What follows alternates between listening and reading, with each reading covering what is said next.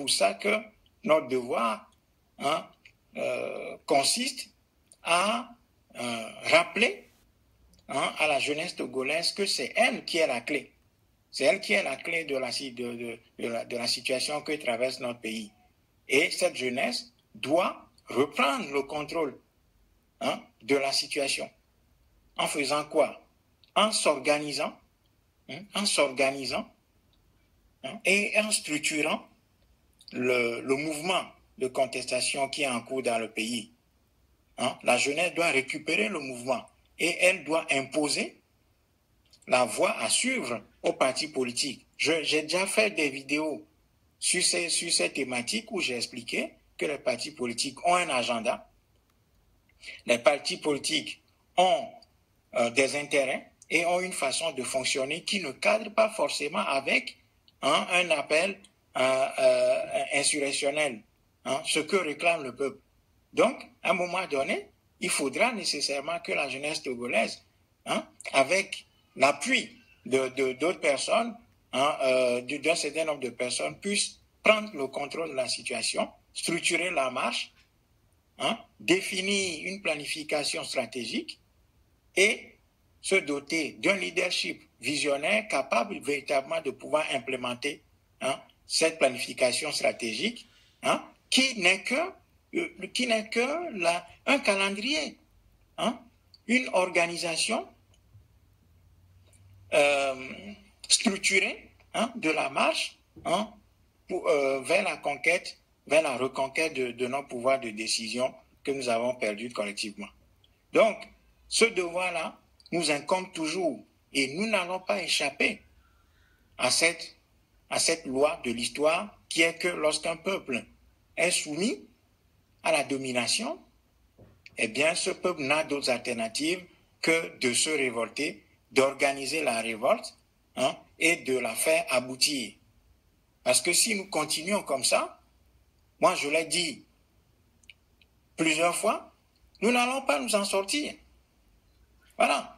Parce que ce qu'on appelle aujourd'hui le dialogue, c'est juste de la fumisterie. C'est une invention pure et simple de la France-Afrique et de ses démembrements pour court-circuiter la volonté populaire qui veut plutôt un renversement systématique du pouvoir en place. Voyez? Donc, le système a inventé deux instruments, à savoir les gouvernements, ce qu'on appelle le gouvernement d'union nationale et le dialogue, pour pouvoir court-circuiter le peuple africain dans son élan révolutionnaire. Et nous devons être en mesure de lire ça. Parce que, je l'ai dit tout à l'heure, le pouvoir togolais a déjà fait participer son opposition institutionnelle à 27 dialogues depuis les années 90.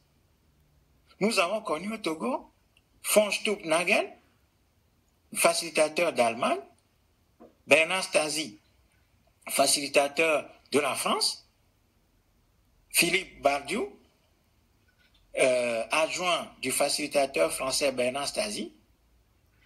Nous avons connu Ide Oumarou, facilitateur soi-disant de la francophonie. Tout ce monde a aidé, soi-disant, le peuple togolais. Blaise Compaoré, les accords de Ouaga, nous avons connu tout ça. Blaise Compaoré, soi-disant, avait facilité aussi les choses dans la situation du Togo. 27 dialogues. Qu'est-ce qui s'est passé? Et il y a des morts. On lui a tellement facilité les choses qu'il en était mort de sa propre mort en 2005. Et il y a des morts. On lui a tellement facilité les choses qu'il était mort au pouvoir en février 2005.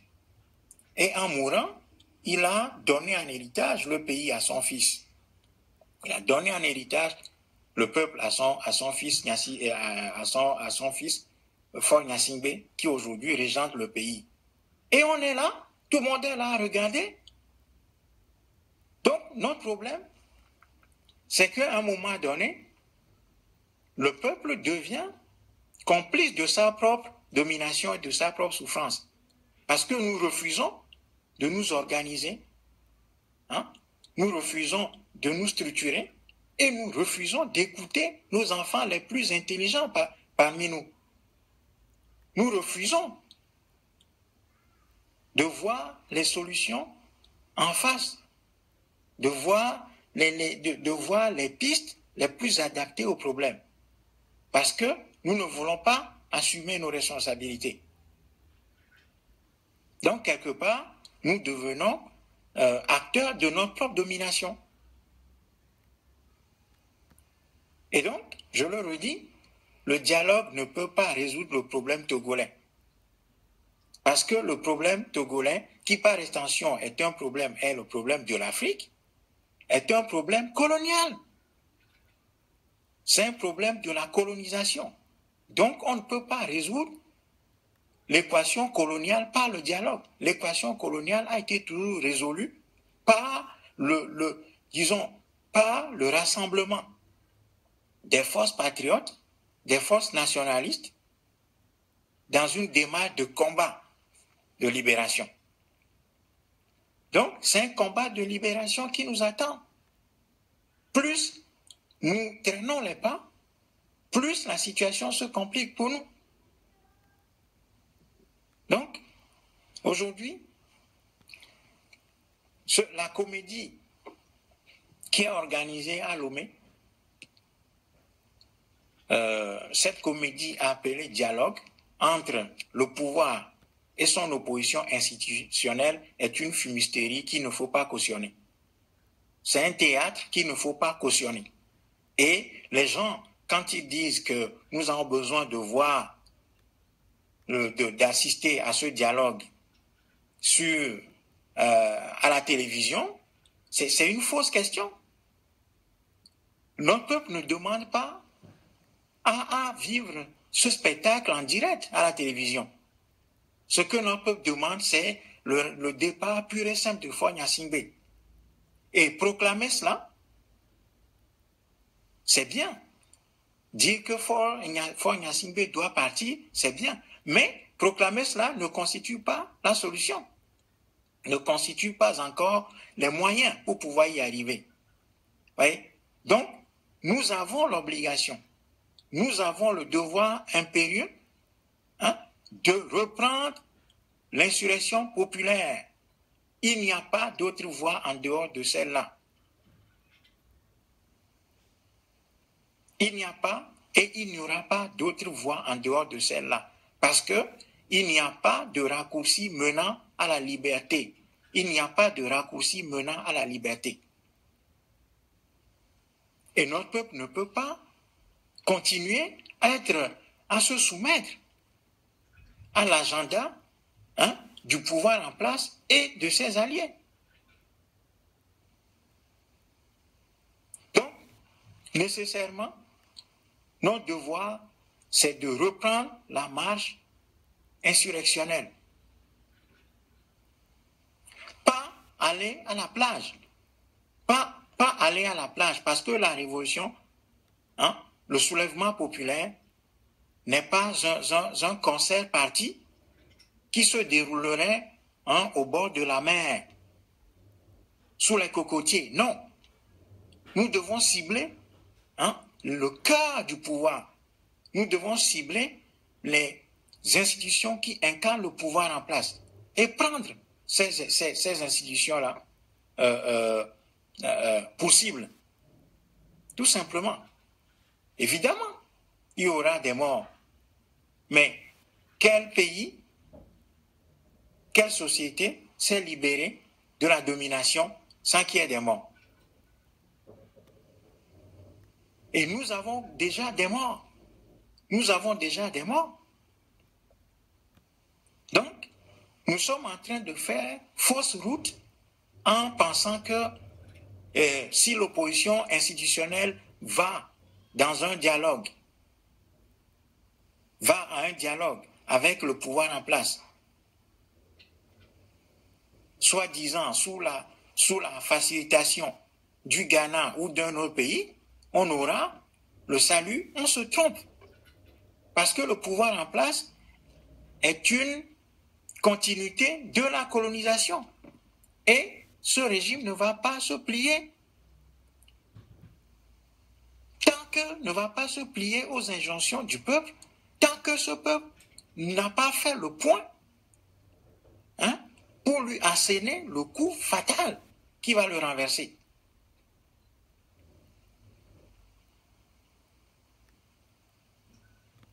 Donc, nous sommes appelés à réagir parce que le document, soi-disant, qui est le règlement intérieur de ce soi-disant dialogue, est un foutage de gueule. C'est un foutage de gueule absolu. On dit qu'il y a une crise politique au Togo. Non, ce n'est pas une crise politique au sens classique du terme. Ce n'est pas une crise politique au sens classique du terme. Le problème africain n'est pas une crise politique au sens classique du terme. Non. Le problème africain est un problème de colonisation. Le colon a imposé en Afrique ce que lui-même il a appelé une élite indigène capable de collaborer à l'exploitation de l'Afrique. Et le Togo, l'élite indigène togolaise incarne à merveille cette élite-là, cette élite coloniale qui continue l'entreprise coloniale de démolition de notre continent. Et nous sommes la majorité. Nous sommes la majorité. Mais le problème, c'est que les malheurs de notre peuple, le malheur du peuple africain, est moins le fait de cette minorité criminelle que du silence et de l'inaction, de l'immobilisme de la majorité et du peuple. Parce que le peuple, la majorité, est lâche. Elle ne combat pas, elle est désorganisée, elle est dispersée. Elle ne veut pas assumer ses responsabilités, elle a peur.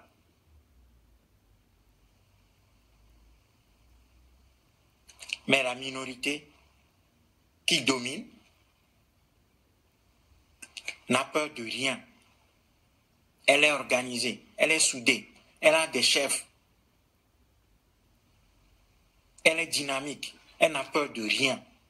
Elle n'a peur de rien, y compris, elle a recours aux crimes les plus odieux pour pouvoir maintenir notre peuple sous sa coupe.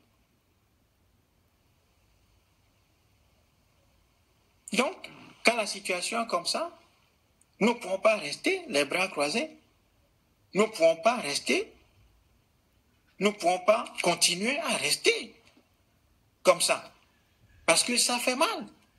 C'est humiliant. C'est humiliant d'être de ce peuple-là.